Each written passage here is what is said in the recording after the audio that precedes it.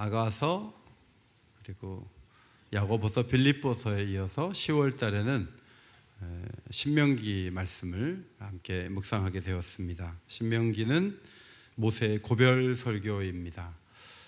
그가 40년 동안 이스라엘 백성들을 가르쳐 왔는데 사람들의 반응을 보니까 하나님 말씀이 다 짐이 돼가지고 너무 힘겨운 느낌을 가지고 대하는 거예요.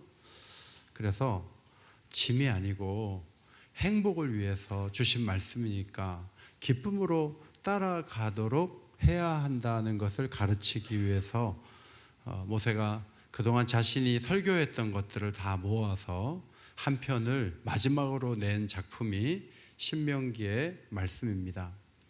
모세의 가르침에 따르면 사람이 율법을 위해 존재하는 것이 아니고 율법이 사람을 위해서 존재하기 때문에 하나님 말씀대로 살아가면 하나님의 계획이 이루어지고 우리는 상상하지 못하는 행복과 은혜를 더 누릴 수 있는데 그쪽 방향으로 가도록 방향을 잡아야 된다 하고 모세가 가르친 것이죠. 모세는 시내산을 거쳐 사역한 지 약 2년 만에 가데스 바네아에 이르렀습니다.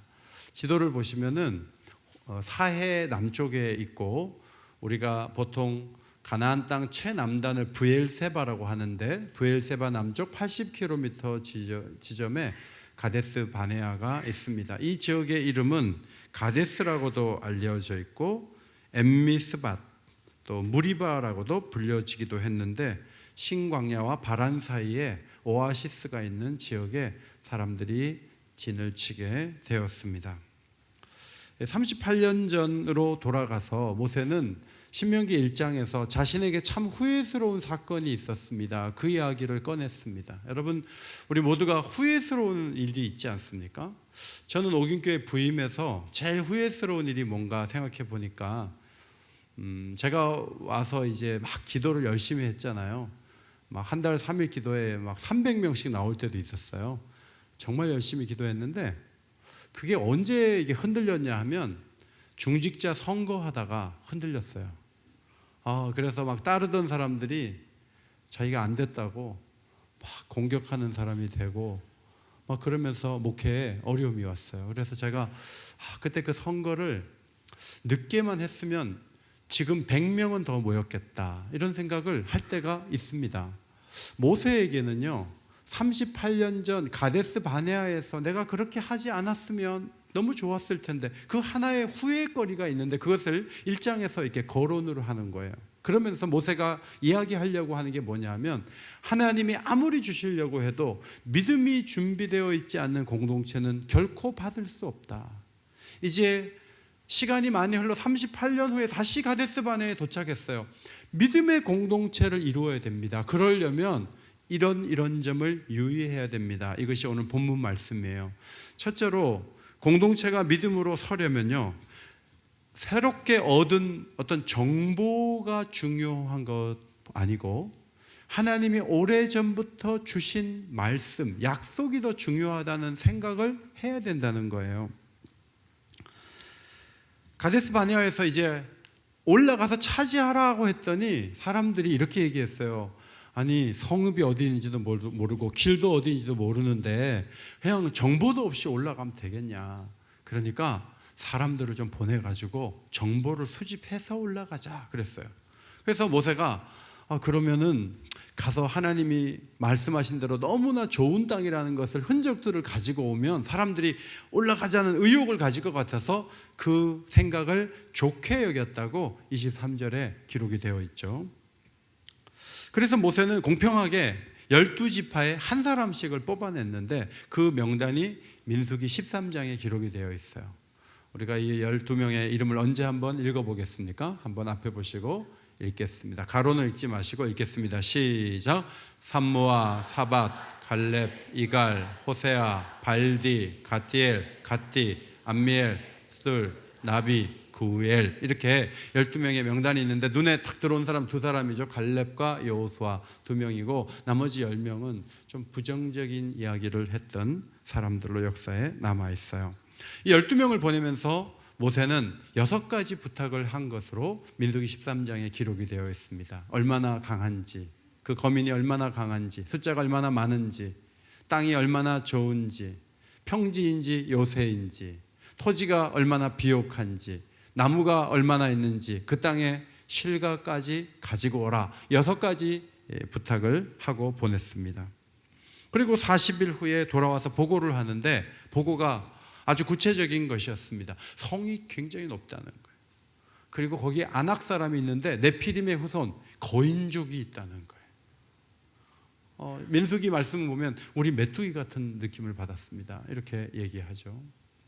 그리고 그 지역을 40일 동안 쭉 돌아봤는데, 넓게 봤는데 남쪽에는 아말렉 사람, 산지에는 헷 사람, 여부스 사람, 아모리 사람, 그리고 해변과 요단가에는 가나안 사람들이 딱 진치고 있다는 거예요.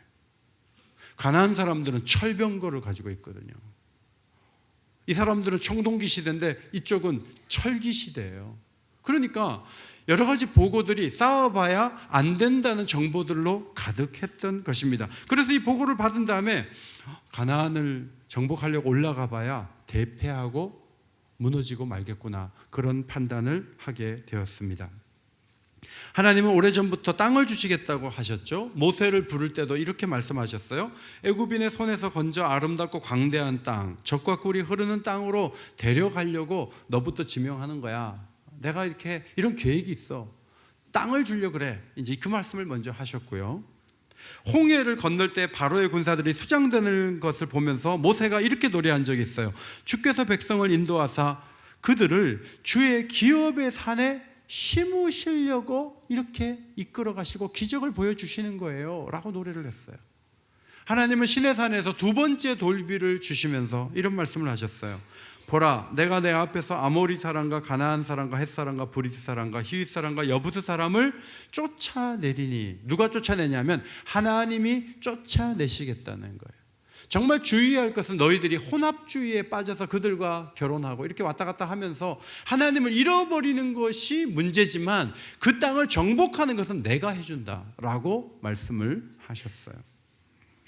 그런데 사람들은 그 땅에 대한 정보를 모은 다음에 올라가 봐야 되지도 않을 싸움을 뭐하러 싸우냐, 안 올라가는 게 맞다, 이런 결론을 갖게 되었던 것이죠. 여러분, 더 많은 정보를 얻는 것이 우리에게 늘 유익하지는 않습니다. 때로는 너무 많은 정보가 우리의 믿음을 잠식시키고 우리를 힘들게 하죠. 오늘날 더 많은 정보를 얻는 사람이 더 탁월한 엘리트 취급을 받죠. 어떤 사람은 10년을 모으는 돈을 어떤 사람은 아파트 거래 한 번으로 벌어들인다는 얘기가 있습니다. 아이가 공부만 열심히 해서는 안 되고 엄마의 정보력이 있을 때 대학도 대학원도 시험을 보지 않고 갈 수가 있구나, 그것을 보게 됩니다. 많은 분야에서 누가 더 많은 정보를 갖고 움직이느냐, 그것이 우리의 삶의 질을 결정하는 것이죠. 그런데 믿음으로 사는 게 뭔가 하면 그 정보에 지나치게 매달리지 않고 그것을 그냥 참고사항으로 여길 뿐 판단의 근거를 믿음 위에 두는 것, 그것이 믿음으로 사는 공동체가 행해야 될 모습이다 하는 거예요. 우리의 삶의 방향이 아침에 본 신문이나 인터넷 검색하는 그 수준에 머무르면 그거는 믿음으로 사는 게 아니에요. 사실 많은 정보들은 우리 보고 늘 말하죠. 조심하라고, 신중하라고, 앞으로 나가지 말라고. 많은 정보들은 그런 얘기들로 가득합니다. 저는 제가 뚱뚱하다고 생각해 본 적이 없는데 병원에 가면 항상 의사 선생님은 5kg를 빼라 그래요. 그리고 피 한 방울 가지고 수십 가지 수치를 가지고 제 건강에 대해서 얘기를 해요. 병원에 갔다 오는 날은 저녁 식사를 안 하고 싶어요. 그리고 괜히 오래 살고 싶은 생각에 어떻게 하지? 뭐 이런 생각을 하면서 저녁을 보낼 때가 있잖아요. 북극 빙하가 녹고 있다고 하는데 인천이 언제 물에 잠길지 우리는 불안합니다. 이 바이러스가 어디로 들어왔는지 모르겠는데 파주와 강화도에 있는 돼지들을 쓰러뜨리고 우리는 막 전전긍긍하는 모습을 봐요. 이 과학이 발달된 시대에 어디로 들어왔는지 어디로 퍼져나간지도 잘 몰라가지고 다 어리둥절하고 있는 모습을 봐요. 후쿠시마 원전에서 나온 오염수가 방류되는 순간 우리는 우리나라에서 나온 소금을 과연 먹어도 될까? 생선을 먹어도 될까? 이런 고민을 하게 되죠. 자살률은 올라가는데 출산율은 떨어지는 이 나라가 앞으로 미래가 어떻게 될까? 계속 이렇게 반복해서 들리는 얘기잖아요. 신문에 이런 글이 있더라고요. 겁이 나는 사람의 특징은 정보를 자기 좋은 것만 선별적으로 받아들인다. 그렇잖아요. 동아일보 보시는 분들은 경향신문 안 보고요. 또 한겨레 신문을 읽는 분들은 조선일보 안 보시고, 조선일보 보는 분은 한겨레 신문 안 읽죠. 그러니까 우리가 정보를 공평하게 받는다고 해도 우리가 좋아하는 신문을 보고 우리가 좋아하는 얘기를 더 많이 들여다보죠. 문제는 우리가 선택해서 한 이 잡은 정보가 모든 사실은 아니라는 거예요. 이 12명이 와서 얘기를 해서 모두가 올라가서 이제 뭐 실패하겠는데 지겠는데, 이거는 사실에 근거한 것 같지만 사실에 근거한 게 아니에요. 왜냐하면 하나님이 주시겠다고 하는 그 말씀은 한 번도 보지 않았어요. 한 번도 거론하지 않았어요. 오직 성이 높고 거민들이 크다는 그 사실을 위해서 이를 전개해야 돼요. 믿음이 작동할 수 있는 정보가 아니에요. 그런데 그 정보만 붙잡고 있는 거예요. 그리고 밤새도록 우는 거예요. 여기에 그들의 문제가 있었던 거예요.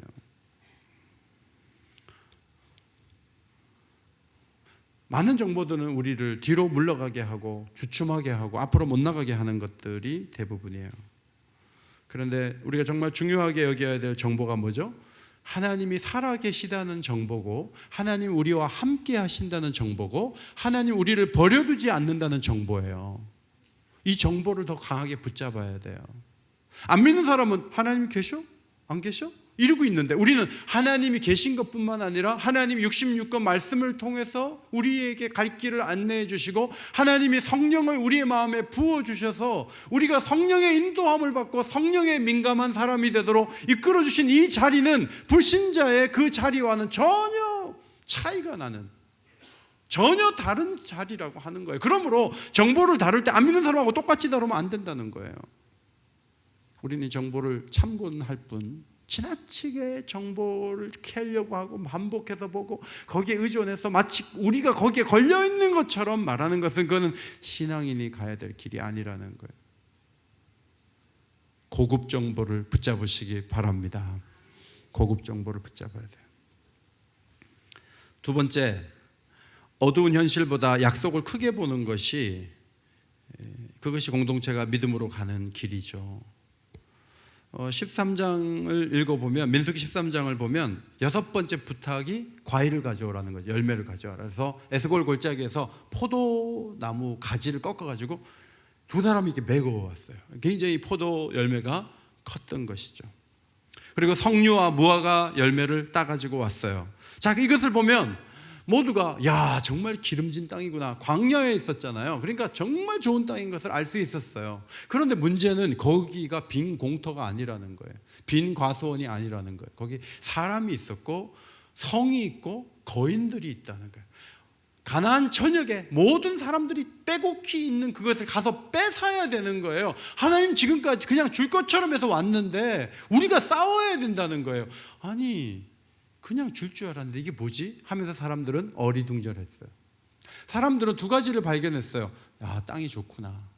두 번째, 그런데 정복하기는 정말 어렵겠구나. 이 두 가지를 발견하게 되었습니다. 모두 다 울었어요. 울었는데 한 200만 명 정도 울었으니까 광화문부터 남대문까지 사람들 십자로에 채워놓고 그 사람들이 밤새 우는 거하고 똑같은 상황이 일어났어요. 그 울음소리를 모세가 들은 거예요. 막 밤새 우는 거예요.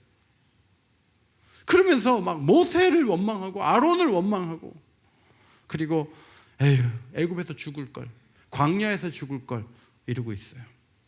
그때 그 반응을 모세는 떠올리면서 어디에 문제가 있는가 생각해 보면서 26절에 이런 말을 했어요.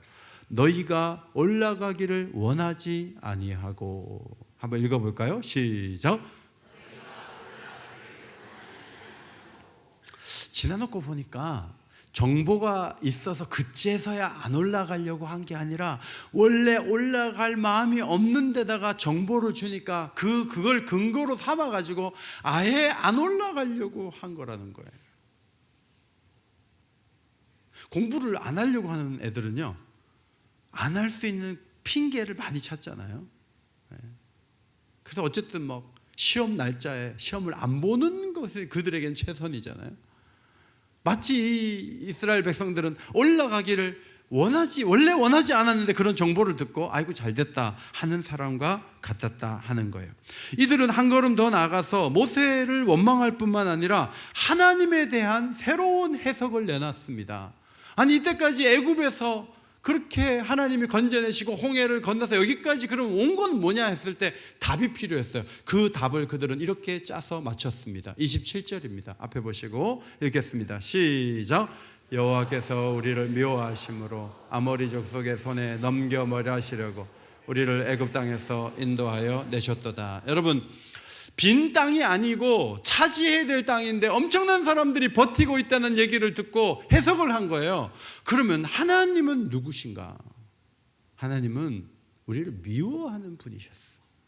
그런데 우리 여기까지 불러낸 다음에 결국은 아모리 족속에게 넘겨줘서 우리가 멸하시는 걸 보려고 여기까지 온 거야. 이렇게 해석을 한 거예요. 소를 사료를 주고 돼지를 사료를 주고 닭을 사료를 줘서 주인이 계속 먹여서 막 닭도 돼지도 소도 고마운 마음을 가지고 있었는데 어느 날 오늘 어디 갈 데가 있다는 거예요. 가보니까 도살장에. 그러니까 이 가축들이 이럴 줄 몰랐다. 나를 이렇게 팔아넘기고 나를 죽이려고 나를 먹인 거야. 그러면서 가축들이 눈물을 뚝뚝 흘리는 것처럼 이스라엘 백성들도 애굽에서부터 지금까지 왜 우리를 데리고 왔냐면 사실은 미워했는데 골탕 먹고 멸망하는 걸 보려고 즐기려고 우리를 데리고 왔다는 거예요.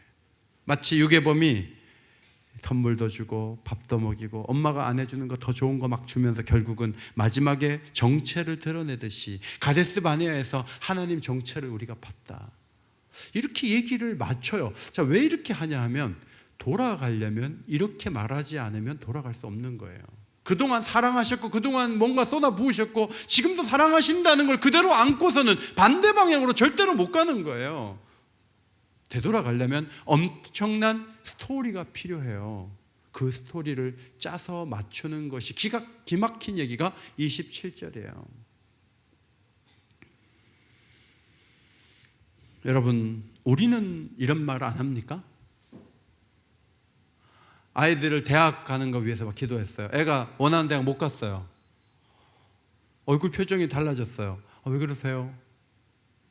하나님이 나를 사랑하지 않으신 걸 제가 이제 알았어요. 이러실 수는 없는 거죠. 너무너무 딸을 원했는데 아들을 낳았어요. 모든 식구들이 다 화가 났어요. 하나님 우리 집안을 안 사랑한다는 거예요. 그 귀한 딸을 안 주고 또 아들을 줬다는 거예요. 내가 원하는 게 내가 원하는 때 안 되면 그때는 하나님 나를 사랑하지 않는 거라고 선을 긋는 일이 우리는 없습니까? 믿음으로 극복하고 앞으로 나갈 그 시점에 그 자리에서 하나님이 어떤 분인가를 제 정의를 내리면서 하나님은 이런 분인지 내가 이제 알았네 하면서 자기가 하던 거를 다 내려놓고 반대 방향으로 가고 예배를 그치고 자기 마음대로 행동하고 그렇게 하는 경우가 우리에겐 없습니까? 우리도 그런 시험에 들 때가 있는 것이죠. 여러분, 이것은 마귀의 전술이에요. 마귀는 하와에게 접근해서 왜 그 선악을 알게 하는 나무의 실과를 따먹지 말라고 하신 이유를 아느냐? 이렇게 나왔어요. 근데 사실 하나님 설명 안 해줬거든요. 하나님은 그냥 마땅히 말씀하셨는데 이유를 한 번도 생각해 보지 않은 하와는 왜 그랬지? 했을 때 설명을 해주는 거예요. 왜냐하면 그 선악을 알게 하는 실과를 먹으면 하나님이 돼. 그러면 하나님이 하와도 하나님이 되고 아담도 하나님이 되고 그러면 하나님이 셋이 되잖아. 그거를 경계하는 거야. 혼자 하나님 되려고 그런 거야.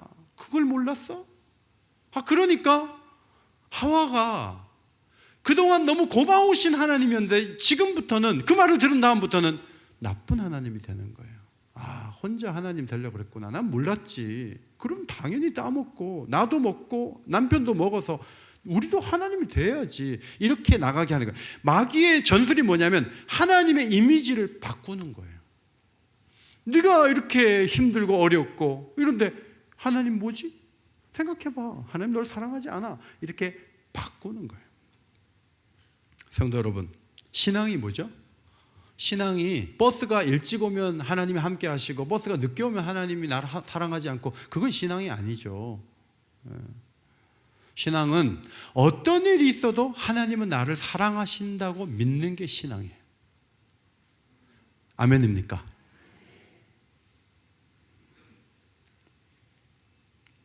어렵고 힘든 일이 있죠. 그러면 기도를 드리고 이겨낼 수 있는 힘을 달라고 생각을 해야 되는데, 기도하기를 포기하고 의심하고 폄하하고 불명예스럽게 하나님의 이름을 거론하고, 그건 신앙이 아니에요.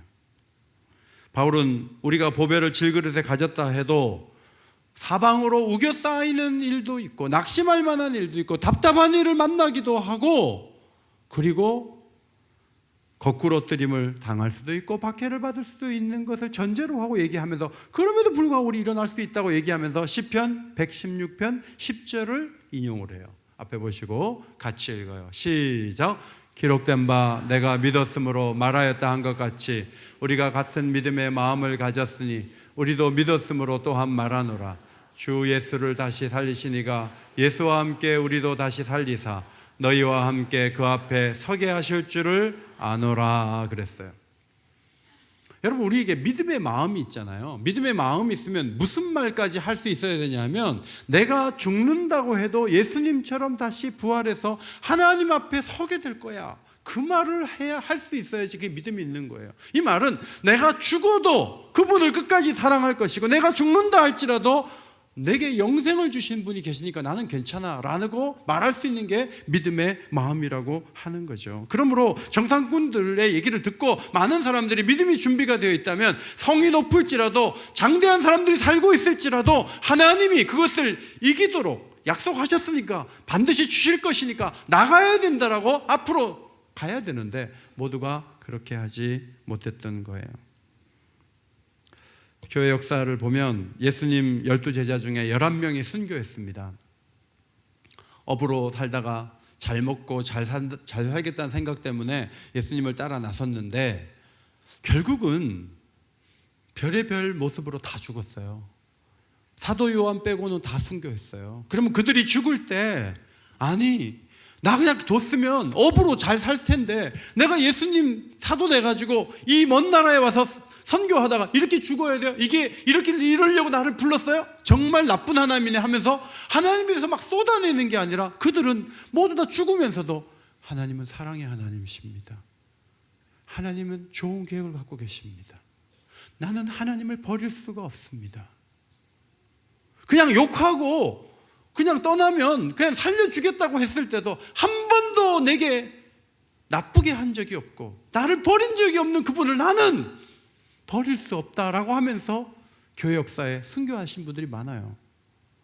여러분, 그분들은 자기에게 불리한 상황인데 왜 하나님을 사랑하고 하나님을 좋아하고 하나님을 기뻐했죠? 이유가 뭐죠? 그분들의 신앙은 축복에 있지 않았어요. 그들의 신앙은 십자가 위에서 세워져서 그래요. 하나님이 나를 사랑하셔서 자기 아들을 십자가에 내어주시고, 그가 죽었으나 3일 만에 부활시킨 것처럼 그를 믿는 자마다 모든 형벌을 제하시고 그와 같이 살리셔서 영원한 나라에 들어오게 하실 것을 믿고 서 있었어요. 그래서 인생 가운데 나타난 자잘구레한 일뿐만 아니라 심지어는 자기 생명이 없어지는 그 순간에도 저는 하나님 사랑해요, 저는 하나님 의지해요, 저는 하나님께 나를 맡겨요, 이러고 가는 거예요. 이게 신앙이에요. 성도 여러분, 높은 담이 있고 높은 산이 있죠, 우리가 가는 길에. 그래서 하나님이 나쁜 분이고 그래서 하나님이 나를 몰아넣은 게 아니에요. 그 높은 산과 높은 담을 잘 이겨나가야 돼요. 넘어서야 돼요. 우리 김주식 선교사님의 자녀들이 3살, 5살 때 사고로 부모님을 잃고 아프리카 선교사님의 입양아가 되었고 중고등학교 시절에 그걸 알게 됐어요. 친구들이 얘기해가지고 내가 입양된 거야? 나 몰랐는데 우리 아버지 어머니가 생부인지 알았는데 아니구나. 충격을 받았어요. 근데 얘네들이 그 충격에서 지금도 벗어나질 못해요. 그래서 제가 대화를 해보니까 대화 속에 질문이 그거예요. 하나님이 왜 내 인생에 그런 어려움을 주셨냐? 선하신 하나님이라면 어떻게 이럴 수 있느냐? 이제 그게 그들의 질문이에요. 저는 그 대답을 하나님이 그들의 인생 가운데 하실 거라고 보고, 우리가 출발점이 다 다르고 사는 상황이 다르지만 신앙이라는 게 뭔가 하면 하나님이 그래서 나쁘고 하나님이 그래서 나한테 모질게 하고 그래서 하나님이 나를 그렇게 몰아세우고 그런 분이라고 보지 않고, 눈앞에 큰 성이 있고 큰 거인들이 있고 엄청난 사람들이 있다 할지라도 하나님은 선하셔서 우리와 함께 하실 것이고 우리를 이기게 하실 것이고 우리를 붙잡아 주실 것이라고 끝까지 믿고 나가는 게 그게 믿음이에요. 이 믿음이 여러분에게 있게 되기를 바랍니다. 현실을 이겨야 된다는 말씀이에요. 세 번째, 믿음은 두려움을 이겨내고 하나님 일하셨던 것을 기억할 때 살아날 수가 있어요. 하나님은 이집트, 애굽에서 10가지 재앙을 통해서 나는 너희를 특별히 생각해 라는 사인을 계속 주셨죠. 온 애굽 땅에 파리때가 임할 때 이스라엘 사는 백성들이 사는 고센 땅에는 파리가 없었어요. 모든 가축들이 병으로 쓰러질 때 그들의 가축은 하나도 쓰러지지 않았어요. 큰 우박이 떨어져서 생명체들이 막 희생될 때 그 땅은 지켜주셨어요. 어두움이 가득할 때 고센 땅에는 빛이 비쳤어요. 마지막으로 장자들을 죽이실 때 하나님은 미리 정보를 주셔서 양의 피를 문 입구에 바를 때 그 집에는 장자가 죽지 않았어요. 광야에서도 만나와 메추라기를 먹이시고 물을 마시게 하시고 아말렉과의 전투에서 모세가 손을 들면 이기게 하셨어요. 홍해를 여셨고 어떤 난관에서도 40년 동안 살아오게 하신 것이죠. 모세는 하나님을 생각하면서 31절에 사람이 자기의 아들을 아는 것 같이 걸어온 길에서 아느사 이곳까지 이르게 하셨다고 고백을 했습니다. 아이를 이렇게 안고 가는데 시내를 건널 때 애를 놓치지 않죠. 부모가 어떻게든 애를 잘 잡아서, 부모는 미끄러져서 넘어질 수 있지만 하나님은 넘어지지 않는 분이시죠. 끝까지 안으시죠. 출애굽기 19장 4절에 내가 어떻게 독수리 날개로 너희를 업어 내게로 인도하였음을 너희가 보았느니라 하나님 말씀하셨어요. 성도 여러분, 지금까지 하나님이 여러분을 사랑해서 베푸신 은혜를 기억해 보세요. 문제가 있고 어려움이 있고 난관이 있지만 그런 거 한 2가지 적고 8가지는 그동안 함께 하셨고 도와주셨고 응답하셨던 것을 한번 적어보세요. 8가지 그걸 적고 2가지가 어려운 거예요. 8가지를 안 되는 걸 적고 그동안 했던 거는 빈칸으로 만들어 놓고 그것은 신앙으로 사는 방법이 아닌 거죠. 우리나라가 축복을 많이 받았죠. 우리나라가 참 축복을 많이 받았어요. 우리 옥인동만 해도 무당집이 10군데도 더 됐을 거요. 그런데 이제는 하나님이 교회를 세우시고 무당집을 하나씩 없애서 지금은 대나무 걸어놓은 집이 거의 보이지 않지 않습니까? 전국적으로 교회를 세우시고, 교회가 많다고 한탄할 게 아니고 옛날에 교회 자리가 그 근처가 전부 무당들로 가득했던 이 나라 가운데 복음의 빛을 비춰주시고 하나님 앞에 기도하게 하시고 새벽 기도하게 하고 같이 모여서 뭔가를 하게 하시잖아요. 그게 하나님의 축복이에요. 옥인교회 70년 동안도 하나님 우리의 필요를 채워주셨고 놀라우신 은혜를 많이 부어주셨어요. 제가 어떨 때는 이사를 가는 교인이 갈 때 마음이 막 아파가지고 저분 참 더 봉사해야 되는데 왜 이사를 가지? 속상했어요. 한 번은. 그런데 그 다음 주에 똑같은 이름의 어떤 성도님이 등록했어요. 제가 그때 그런 경험이 있다고요. 너무나 우리가 어려울 때 막 채워가시고 도와주시는 그 손길들을 보면 하나님이 정말 교회를 사랑하시는구나 그걸 느껴요. 개인적으로도 목회를 하면서 이런저런 은혜를 경험한 적이 참 많아요. 그래서 지금 몇 가지가 어려움이 있지만 그 어려움도 이길 수 있다고 보고 앞으로 나가면 하나님이 이기게 하실 줄 믿습니다. 우리가 기억을 좀 해야 된다는 거죠. 사랑방 모임 어렵죠. 그래도 사랑방 가셔야 됩니다. 주일 예배 한 번으로 버티시겠다? 어렵습니다. 왜냐하면 물결이 너무 세기 때문에 주일 예배 한 번 갖고 안 돼요. 그리고 소그룹 가갖고 고백하고 고백하는 얘기를 들어야 돼요. 그 속에서 내 믿음이 좋아지고 다른 사람을 세워줄 수 있어요. 사랑방 해야 돼요. 개척교회 성공률을 말하는 사람이 있지만 개척교회 성공률이 몇 %인지 상관없어요. 하나님이 우리에게 주신 특별한 사명이에요. 이 미션을 행해야 돼요. 지금도 어렵다고 해도 선교를 하는 교회는 하나님이 사람을 보내주시고 성장시키세요. 그런데 선교하는 거를 뒤서고 선교를 안 하려고 그래요. 그러면 하나님은 교회를 초라하게 만드세요. 사명을 따라가면 승리할 수 있고 열매를 얻을 수 있지만 사명을 저버리고 그냥 편한 길로 정보만 의지하지 아무것도 하지 않고 뒷짐지면 그 다음에는 하나님이 건강까지도 가져가는 거예요. 그러므로 앞으로 힘있게 나가야 되는데 우리들의 행하는 모든 하나하나가 믿음을 세우고 믿음으로 갈 수 있게 하는 거냐 하는 거예요. 32절 이 일에 너희가 너희 하나님 여호와를 믿지 아니하였도다. 그러면 믿을 수 있는 인풋이 있어야 아웃풋이 나올 거 아니에요. 뭔가 내게 들어와야 될 거 아니에요. 그걸 하는 게 뭐냐면 말씀을 읽고 묵상하는 거잖아요. 그걸 안 하면은 믿음이 안 세요. 신문을 32면까지 다 읽었어요. 그러면 여호수아 한 권 읽는 것보다 더 많은 양이에요. 아침에 여호수아 한 권을 읽지는 않고 신문을 1면부터 32면까지 다 밑줄 치면서 읽는 거예요. 그러면 믿음이 생기냐고요. 날마다 말씀을 읽는 일에 목숨을 거시기를 바랍니다. 중요해요. 사진을 하나 준비했는데 형제가 아니고요. 둘이 나이가 비슷한 것 같아요. 근데 성경 읽기 통독 수련회 얘네들이 온 거예요. 와가지고 성경을 보는 거예요. 너무나 어린 애들인데 유치부 애들인데 말씀을 보는 거예요. 그 다음에 조금 더 큰 아이들이 또 말씀을 보는 거예요. 그 다음 사진을 보면 교회 오니까 또 성경 통독한 수고한다고 회비도 안 받고 밥을 또 줘요. 그래서 또 밥을 먹어요. 다음 사진을 보면은 많이는 아니지만 200명 가까이 오셔가지고 10월 3일 날 말씀을 본 거예요. 그러면 이사야서 66장까지 읽었으니까 그만큼 믿음이 생기는 거죠. 아침부터 막 나가가지고 막 사람들하고 막 만나고 막 얘기하고 저녁에 들어왔는데 공허한 거예요. 하루아침에 그렇게 돼서 뭐 달라진 것도 없고 내가 시간을 조정하고 내가 결정하는 게 내 믿음을 부양하고 내 믿음을 좋게 하는 거는 다 빼놓고 그저 믿음하고 관계없는데 부지런하고 바쁘고 그러면 어떻게 믿음이 생기겠냐 하는 거예요. 믿음으로 말씀을 보고 믿음으로 기도하시기를 바랍니다. 기도를 내일부터 3일 또 하잖아요. 어떤 분은 아예 신경 안 쓰세요. 교회 재직인데도 나는 안 나와. 나는 뭐 나올 필요가 없어. 그 사람은 어떻게 믿음을 세우냐는 거예요. 기도하는 자리에 안 나오고 기도하잖아요. 믿음으로 기도하면 그 기도를 하나님 받으시지만 그 기도를 가장 크게 듣는 사람이 누구냐면 나 자신이에요.